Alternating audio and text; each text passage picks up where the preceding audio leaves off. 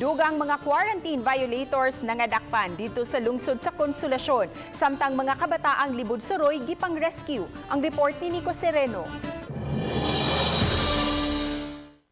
Laing 15 ka mga quarantine violators ang nabadlungan nasab sa lungsod sa Consolacion. Atul kini sa subsub nga roving sa mobile patrollers sa kapolisan. Nagkadaiya ang kalapasan, wala pagsulob sa face mask, wa pagtuman sa social distancing ug nag-inom sa pampublikong lugar ingon man kalapasan sa curfew. Taod-taod nang mihimo og ingon-ini nga operasyon ang mga otoridad aron pagpugong sa pagkatapa sa COVID-19.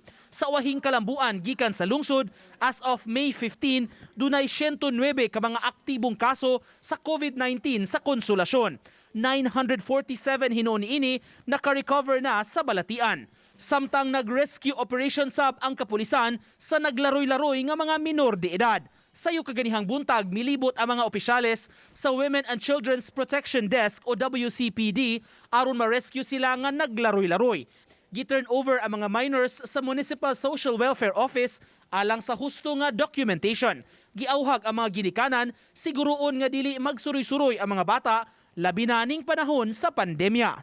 Uban ni Edward Tubilan, Nico Sereno, Balitang Bisdak.